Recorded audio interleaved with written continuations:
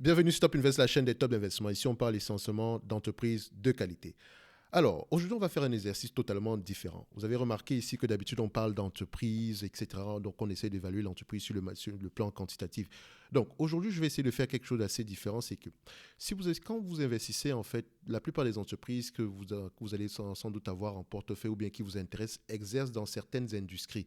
Il est souvent important de connaître l'état des lieux de l'industrie avant même d'y investir. Ça nous permet de voir où est-ce qu'on s'en va et à quoi s'en tenir à court terme et à long terme. Donc, je vais parler aujourd'hui de l'industrie des semi-conducteurs. D'accord. Donc, les semi-conducteurs, principalement les concepteurs. D'accord. Parce que dans l'industrie des semi-conducteurs, il y a deux types. On a les concepteurs, donc un peu comme les entreprises comme, je dirais, AMD, comme Micron Technology, comme également Nvidia, d'accord, dans une certaine mesure également Broadcom. Et on a les semi-conducteurs, les équipementiers, un peu comme les entreprises comme ASML, Clattencore, vous avez également des entreprises comme Analog Device, vous avez également Apply Materials, donc qui sont des fournisseurs. Ok. Donc, on va à peu près parler des semi-conducteurs, mais plus du côté des concepteurs. Quoique les deux sont liés. Parce que si l'un va mal, l'autre ira mal. Normalement, si le segment concepteur va mal, le segment équipement ira également mal. Mais c'est de manière temporaire ou durable parce que c'est un secteur qui est assez cyclique. Donc, j'ai fait une petite note ici que j'ai pu à peu près, dépendamment des informations que j'ai pu avoir ici et là, afin de pouvoir à peu près ressortir quelque chose qui pourrait nous donner une idée générale de l'industrie présentement à court terme et à long terme, dans un horizon de 5 ans. D'accord. Donc, ce n'est peut-être pas parfait, mais voilà, ça me donne une idée générale à peu près de où est-ce que je pourrais m'en aller en investissant sur des compagnies comme AMD, comme Nvidia, comme Micron, même si on n'en a pas encore parlé. Enfin, j'en parlerai de toutes les façons, sans doute aujourd'hui. Enfin, à la même journée où sort cette vidéo aussi, sans doute. Et également des entreprises comme, je dirais, Apply Material ou bien Analog Device. Je pense qu'on a dû parler de l'une de ces deux compagnies-là déjà ici. Donc, je vais lire la note ici, d'accord. Après, on va faire 2 ou 3 commentaires ici, ok. So, on y va. Alors, on prend la première partie ici. Voilà. Donc, on a c'est la situation actuelle, d'accord. C'est le premier volet de notre analyse, de notre observation ici. Donc, l'industrie des semi-conducteurs devrait connaître une forte croissance cette année. Le secteur est cyclique par nature et donc fortement corrélé aux conditions de l'économie en général. Bien que l'économie soit confrontée à des difficultés ces derniers temps en raison principalement des pressions inflationnistes et des tensions géopolitiques, notamment la guerre en Ukraine, l'industrie s'en est bien sortie jusqu'à présent. Donc, il reste à voir comment les mesures de resserrement de la Réserve fédérale affecteront le climat économique à l'avenir. Donc pour le moment, ça va. On a une certaine croissance par rapport à ce qu'on a eu sur la même période en 2021. C'est peut-être moins élevé, mais on a une certaine croissance. OK? Donc, on continue. Début septembre, la Semiconductor Industry Association a annoncé que les ventes mondiales s'élevaient à 49 milliards de dollars au mois de juillet.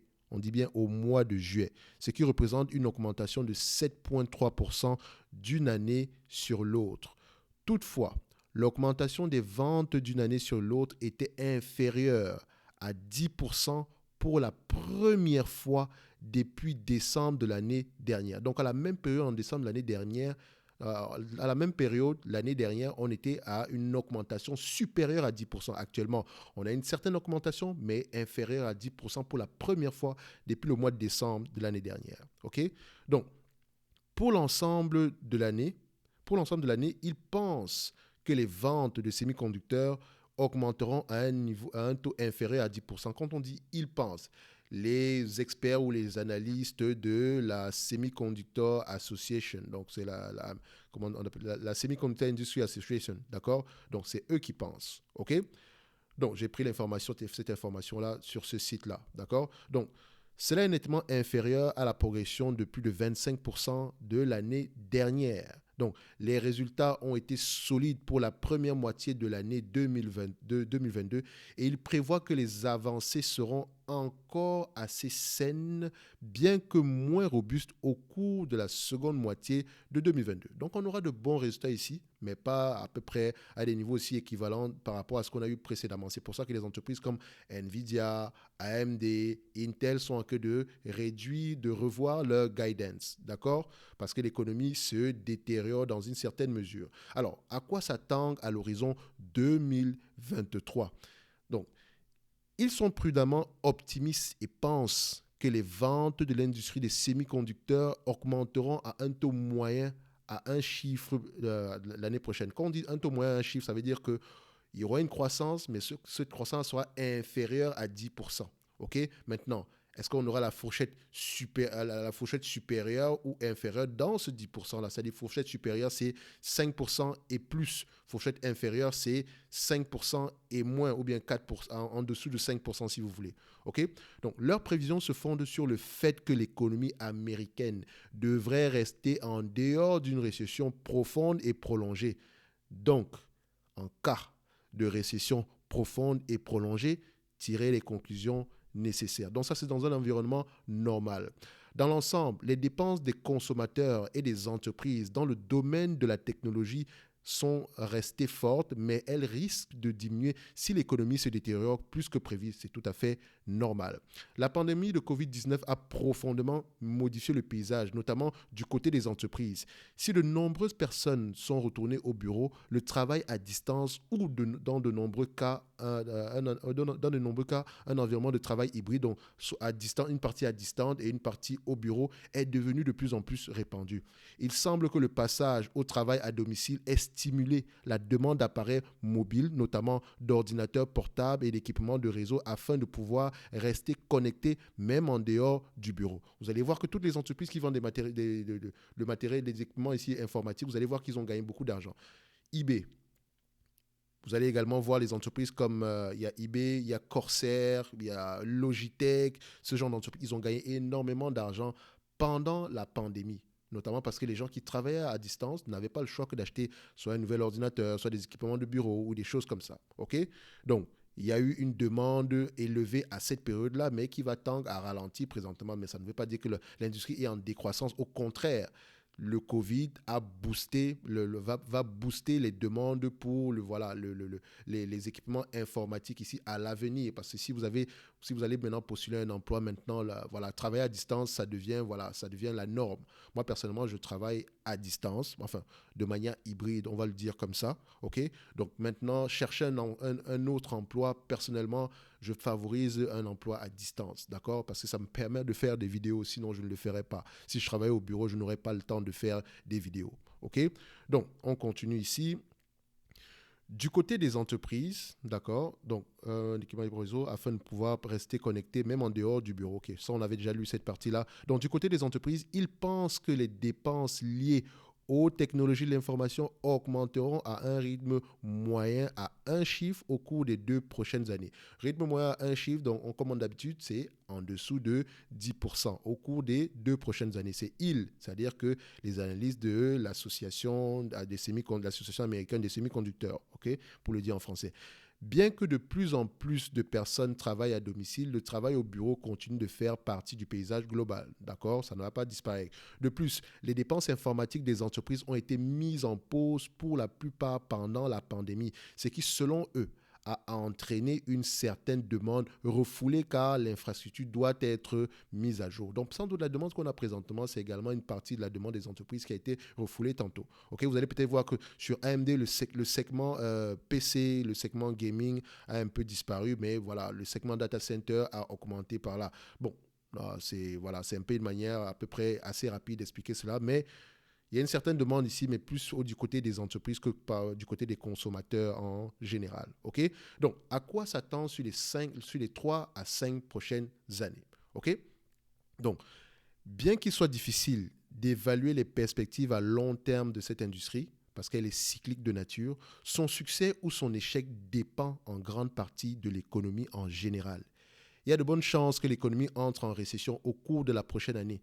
Mais compte tenu du cycle économique, je pense, quand je dis moi, d'accord, je pense qu'il y a de bonnes chances que des jours meilleurs se profilent à l'horizon 2025-2027.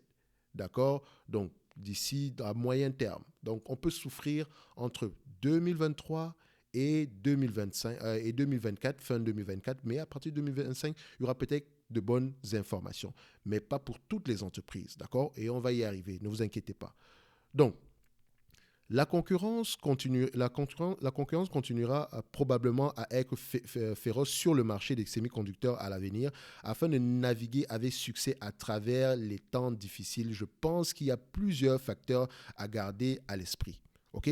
Donc, quelles sont les entreprises que vous devez favoriser? Les entreprises qui disposent d'une bonne quantité de liquidités ont tendance à avoir le dessus lorsque les temps deviennent durs. Donc, en effet, elles disposent suffisamment de liquidités pour faire face à leurs obligations en matière de dette. Donc, si vous avez une entreprise qui dégage des free cash flow et qui n'a pas de dette, tant mieux. Si vous avez une entreprise qui dégage des free cash flow et qui a une légère dette, tant mieux. D'accord? Mais il est également important de surveiller le taux de consommation de la trésorerie, c'est-à-dire le montant des liquidités utilisées d'une période à l'autre. Si une entreprise brûle rapidement de ses liquidités, des problèmes peuvent se profiler à l'horizon. Et vous allez remarquer que la plupart des entreprises dans le domaine des semi-conducteurs ont des dépenses en capital élevées, au moins sur les 10 prochaines années, ont des prévisions de dépenses en capital élevées. Par exemple, Intel, 100 milliards sur les 10 prochaines années. Je dis bien 100 milliards, ok? Ça veut dire qu'on va prendre 10 milliards chaque année. Dans un environnement normal, ça peut aller. Mais dans un environnement inflationniste, avec une pression à la baisse au niveau de l'économie mondiale, oui, un ralentissement de la demande, vous voyez que ça peut commencer à causer certains soucis. Donc, il faut privilégier les entreprises qui sont les moins endettées possibles. OK? Donc, on continue ici. Avoir un portefeuille en matière de produits et de marchés desservis est également une bonne stratégie pour la croissance des bénéfices à long terme.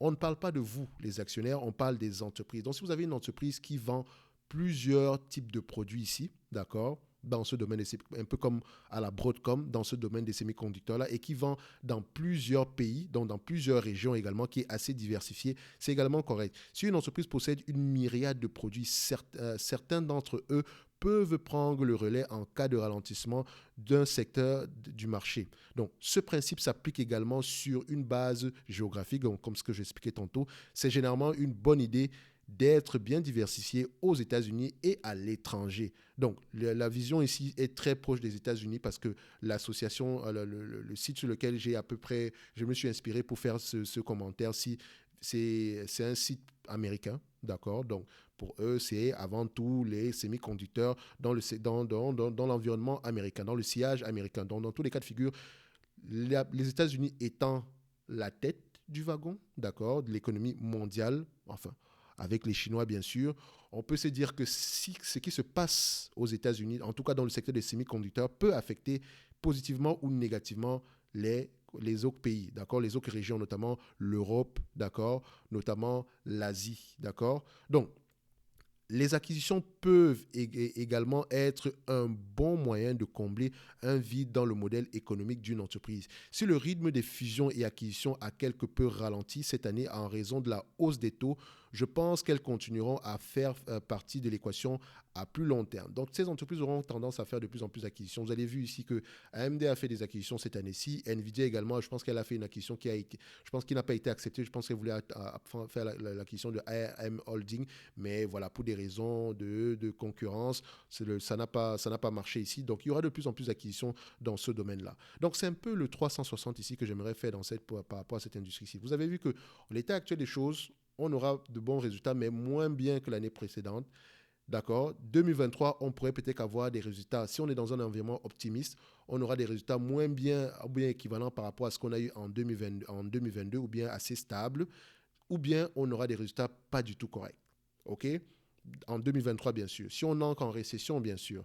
Donc, maintenant, dans ce genre de secteur, vous devez privilégier les entreprises qui ont un portefeuille de produits, d'accord, assez diversifié, non seulement en termes de produits, d'accord, en termes également de marchés finaux, mais également en termes de géographie. D'accord? Si vous avez une entreprise qui vend essentiellement en Asie, c'est dangereux. Si vous avez une entreprise qui vend en Asie, en Amérique, en Europe, c'est correct. OK?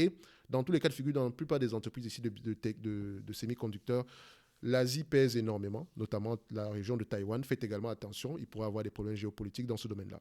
Donc, c'est à peu près ça ce que je pourrais dire ici par rapport à l'industrie des semi-conducteurs, ici notamment du côté des concepteurs, d'accord, du côté voilà, des entreprises comme Intel, AMD, Nvidia, d'accord. Ce commentaire-ci pourrait également concerner dans une certaine mesure les fournisseurs de matériel, d'accord.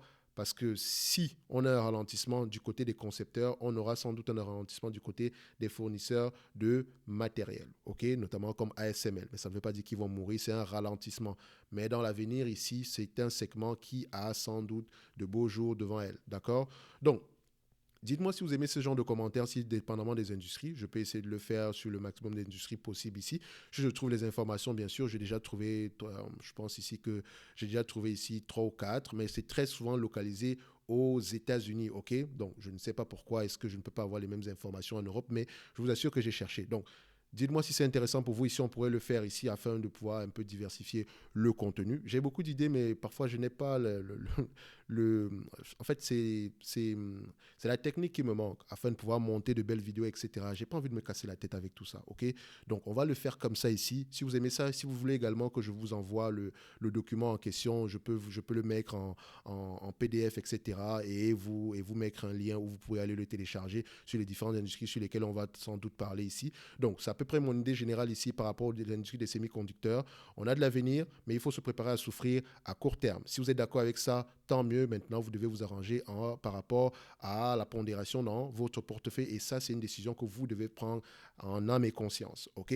De ce côté-là, je ne peux pas vous aider parce que vous et moi, nous avons une tolérance au risque totalement différente. D'accord? Si vous voulez investir dans le secteur des semi-conducteurs, mais que vous n'avez pas le temps de le faire, ou bien de faire les analyses, acheter un ETF, ok? Je vais parler des ETF ici, qu'est-ce que je pense par rapport aux ETF thématiques ici, mais privilégier généralement les ETF dans ce segment d'activité-là qui existent depuis plusieurs années et qui ont déjà été éprouvés au moins par une crise financière. D'accord? Il n'y en a pas beaucoup. Si vous faites le filtre, en fait, d'un ETF qui a déjà été éprouvé par une crise financière, vous allez voir qu'il n'en reste pas beaucoup. Et parmi ceux qui restent présentement, privilégiés ceux au moins qui ont un rendement supérieur à 5%. Je dis bien supérieur à 5%. OK? Déjà, même 5%, c'est presque rien, mais supérieur à 5%. Commençons par là. OK? Donc, hormis le parler de frais, etc. Donc, ça sera peut-être l'objet d'une autre vidéo quand on parlera des ETF ici, parce que je prévois parler des ETF, ne vous inquiétez pas. OK?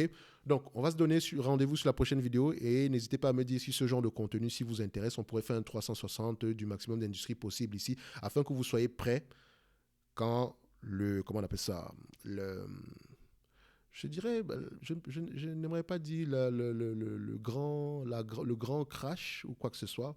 Mais voilà, en cas d'opportunité, vous allez pouvoir savoir à quoi vous en tenez. D'accord? Et ce genre d'analyse doit se renouveler généralement aux 6 mois ou aux 3 mois, dépendamment de ce qu'on pense sur la période. Parce que ça peut très vite changer. Parce qu'ici, on parle de récession. Dans 3 mois, ici, si l'inflation diminue ici, on pourrait parler d'autre chose. D'accord? Donc, ce n'est pas quelque chose qui est gravé dans la roche. Et comme d'habitude, je me réserve le droit de me tromper. Ça fait plaisir de voir des pouces bleus. Ça fait plaisir de voir des gens qui s'abonnent ici parce que ça m'a demandé un tout petit peu de travail. OK? On va se donner rendez-vous sur la prochaine vidéo et d'ici là, portez-vous bien. Merci.